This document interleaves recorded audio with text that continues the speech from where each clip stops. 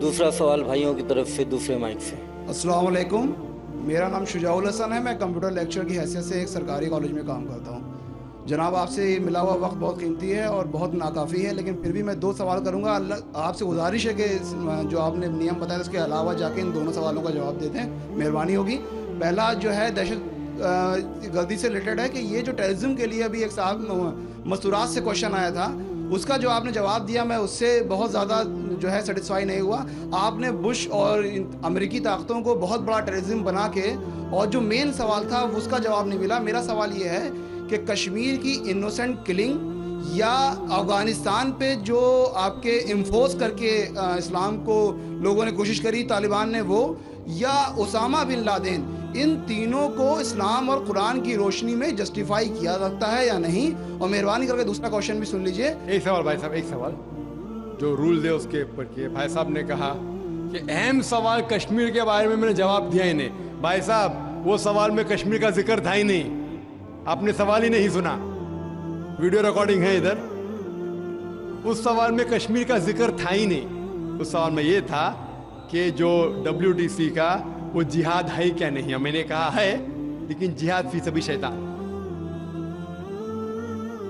आपने एक दूसरा सवाल किया कि मेरे नजर में जो ओसामा बिन लादेन कर रहा है वो कुरान और हदीस की रोशनी में सही है क्या नहीं। जो लोग कश्मीर में झगड़ रहे वो सही है क्या नहीं, जो अफगानिस्तान में कर रहे सही है क्या नहीं। 3 सवाल, एक सवाल के 3 हिस्से।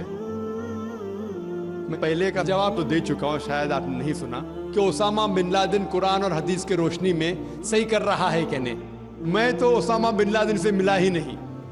आप मिले होंगे, मैं नहीं मिला।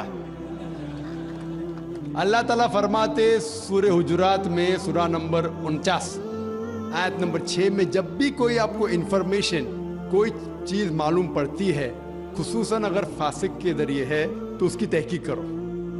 सो मुझे पता नहीं, जो ये CNN कह रही है कि ओसामा बिन लादेन ने WTC को गिराया, ओसामा बिन लादेन तो कहता मैं नहीं गिराया। तो ना मैं ओसामा बिन लादेन से मिला, तो मैं ये भी नहीं कहता ओसामा बिन लादेन कुरान हदीस पे है या नहीं है। अल्लाह आलम, अल्लाह आलम। अगर है तो जन्नत में जाएगा, नहीं है तो नहीं जाएगा। मुझे जरूरी नहीं कि ओसामा बिन लादेन से मिलना मेरा फर्ज है, ठीक है ना। वो आखिरत के दिन में फैसला हो जाएगा। अल्लाह ताला आपसे भी नहीं पूछेगा क्या वो मुजाहिद था कि दहशतगर्द था, वो अल्लाह ताला फैसला करेंगे।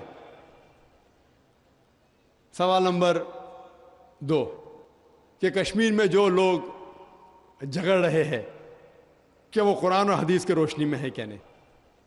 मैं कश्मीर में लास्ट ईयर 2003 में तकरीबन 1 साल पहले गया था।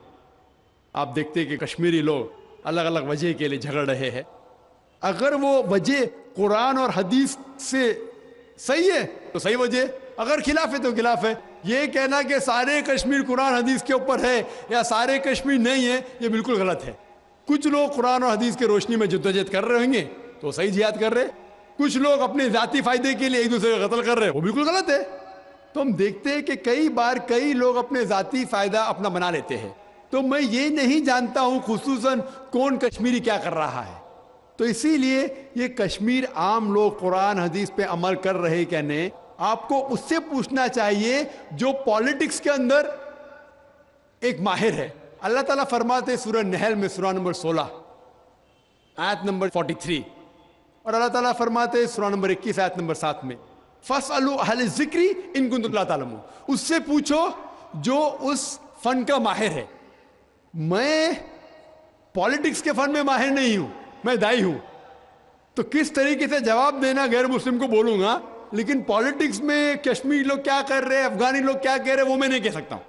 मैं उस फन का माहिर नहीं हूं। अगर कहूंगा तो कुरान के खिलाफ जाएगा। आप उससे पूछो जो माहिर है। मैं इस फन का माहिर नहीं हूं, मैं दावती मैदान का माहिर हूं। आप भगवत गीता के बारे में पूछिए, रामायण के बारे में पूछिए, हिंदुइज्म के बारे में पूछिए, ईसाईयत के बारे में पूछिए, ये अफगानिस्तान के बारे में या कश्मीर के बारे में मैं इस फन का माहिर नहीं हूं। लेकिन ये जानता हूं मैं कि जहां तक कि अफगानिस्तान का ताल्लुक है, तालिबान का ताल्लुक है, हम देखते हैं CNN के अंदर कि कई बार BBC और CNN में दिखाया गया कि तालिबान एक खातून को بے دردی سے مار رہا ہے. ارے طالبان خواتین کو مارتے ہیں ظالم لوگ. کیونکہ دائی ہونے کے حیثیت سے میں کئی ممالک کا دورہ کرتا ہوں. 2 سال پہلے میں ملیشیا میں گیا تھا. وہاں ایک شوہر اور بیوی سے ملاقات ہوئی جو ڈاکٹر تھے. بیوی گائنیکولوجسٹ تھی اور شوہر سرجن تھے. انہوں نے تقریباً 1 مہینہ افغانستان میں رہے اور انہوں نے کہا مجھ سے کہ یہ جو ٹی وی میں دکھا رہے تھے کہ طالبان لوگ خواتین کو مار رہے یہ بالکل غلط ہے. میں نے پوچھا آپ کو کیسا پتا غلط ہے؟ تو اس نے مجھ سے کہا, وہ میاں بیوی نے کہا, کیونکہ طالبان کو جو پگڑی باندھتے ہیں ان کے باندھنے کا ایک خصوصی طریقہ ہے. مثال کے طور پہ جب ہم عربوں کو دیکھتے, ہمارے لیے جو عجم ہے ہمارے لیے سب عرب ایک جیسے پگڑی باندھتے, پھیٹا باندھتے, اپنا غترہ باندھتے. لیکن وہ عرب ہی جانتا ہے کہ سعودی غترہ باندھنے کا طریقہ الگ ہے, وہ اماراتی یو اے ای کا غترہ باندھنے کا طریقہ الگ ہے, وہ کویٹی کا غترہ باندھنے کا طریقہ الگ ہے. وہ پہچان سکتے. ہم نے اسی طریقے سے وہ طالبان کی پگڑی باندھنے کا طریقہ الگ ہے. وہ ڈاکٹر کہنے لگے مجھ سے کہ جس طریقے سے وہ بی بی سی اور سی این این میں دکھا رہے تھے طالبان خواتین کو مار رہے, وہ طالبان ہے ہی نہیں, وہ ایکٹر لوگ کو لے کے آئے تھے. لیکن بیوقوف تھے کہ ایکٹنگ میں برابر سے نہیں کیے, وہ کپڑے برابر نہیں تھے. میں نے تقریر سنی ایک رپورٹر جس کا نام ہے یوان ریڈلی. یوان ریڈلی ایک برٹش رپورٹر ہے. جب اٹیک ہوتا ہے امریکہ کا افغانستان پہ, بھائی صاحب کو دکھ ہو رہا تھا جب میں نے کہا کہ امریکہ ٹیررسٹ ہے, دکھ ہو رہا تھا ان کو. جارج بش اگر آپ کے رشتہ دار تو معافی چاہتا ہوں میں.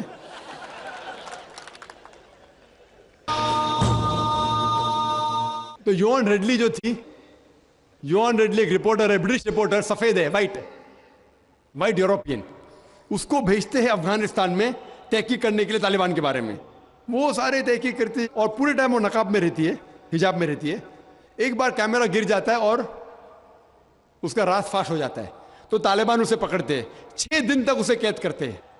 اور جس طریقے سے طالبان نے اس کے ساتھ برتاؤ کیا وہ اس لیکچر میں کہتی ہے کہ لوگ جب انہیں پکڑتے ہیں تو بولتے کون اس کے ساتھ ہے, تو آدمی کو لے کے آتے, پھر اس کو لے کے جاتے ہیں اور سب لوگ گھیر لیتے. تو وہ سوچتی ہے ابھی چند منٹوں میں یہ جاہل لوگ میرا قتل کر لیں گے.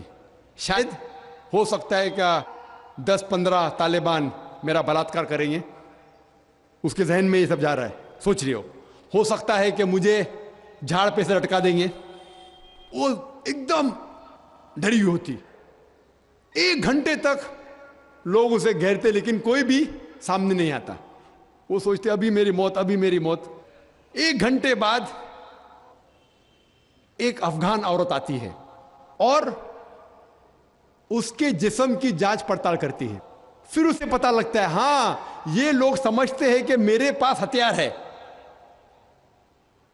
وہ اتنا تیش میں آتی ہے, اگر ان لوگ میں سے پوچھنا چاہیے ہتھیار میں, بولتی نہیں ہے. 1 گھنٹہ تک کہ میں تڑپ کے مر رہی ہوں کہ یہ آج مجھے ماریں گے. وہ تیش میں آ کے کیا کرتی ہے, اپنا اسکرٹ اٹھا لیتے, دیکھو میرے پاس ہتھیار نہیں ہے. جیسا اسکرٹ اٹھاتی ہے طالبان 180 ڈگری اس طرف دیکھتے اور بھاگ جاتے. تو وہ کہتی ہے اپنے تقریر میں طالبان کو مارنے کے لیے بم گرانے کی ضرورت نہیں. وہ کہتی ہے اگر عورتوں کے کپڑے چھوڑیں گے تو طالبان مر جائیں گے شرم کے مارے. اور وہ تقریر کرتی ہے کہ اس عزت سے میری حفاظت کی 6 دن تک کے وہ طالبان لوگ نے. اور جب اسے پوچھا جاتا ہے سوال جواب کی نشست میں کیا آپ کو لگتا ہے کہ القاعدہ نے WTC کو گرایا, تو وہ یوان ریڈلی کہتی ہے میرے حساب سے القاعدہ موجود ہی نہیں ہے. یہ اس کا کہنا ہے, میرا کہنا نہیں.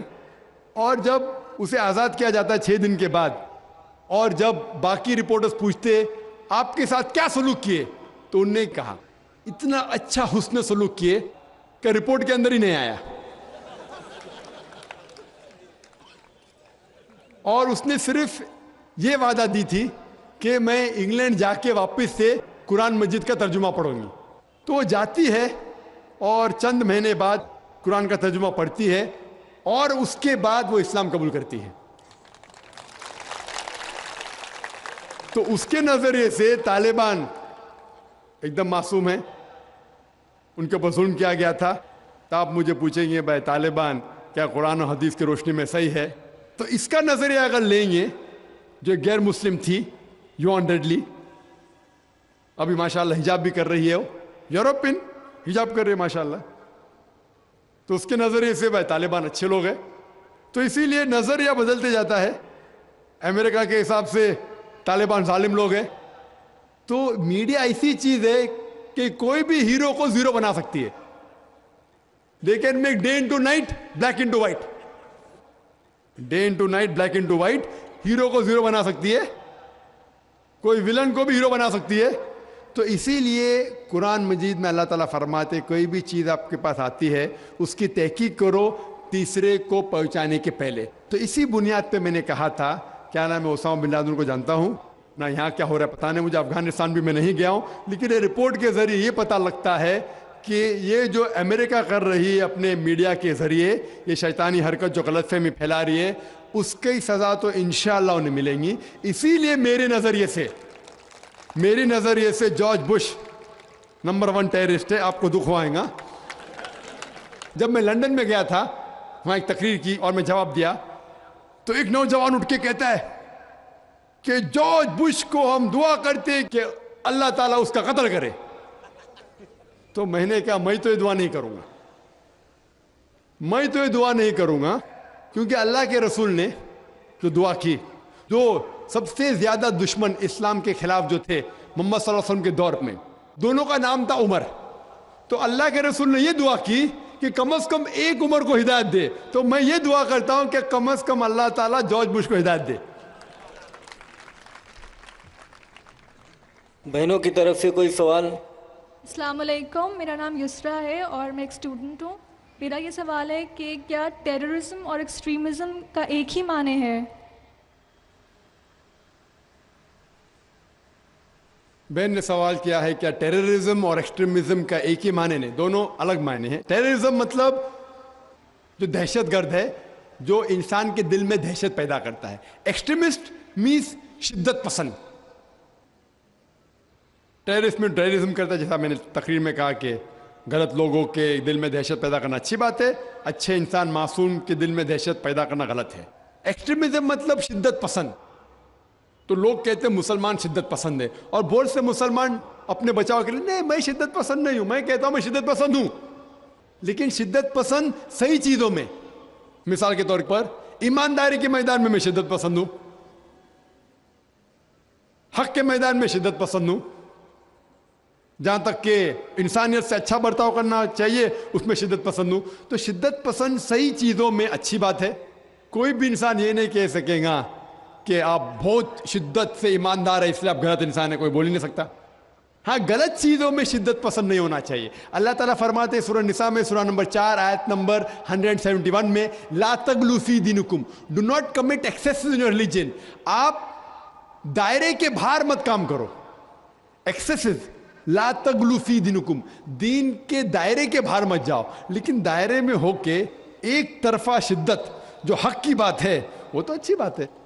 تو شدت پسند ہونا ایک الگ بات ہے, ٹیررزم الگ بات ہے. ہو سکتا ہے کہ ایک انسان دونوں ہے یا صرف ایک ہی ہے یا دونوں نہیں ہے. یہاں بھائیوں کی طرف سے. ڈاکٹر صاحب میرا نام عبد النصیر ناصر ہے, میں ڈاکٹر امبیڈکر مہاسبھا کا سیکریٹری ہوں. امبیڈکر مہاسبھا میں 67 IAS ادھیکاری ہیں دلت.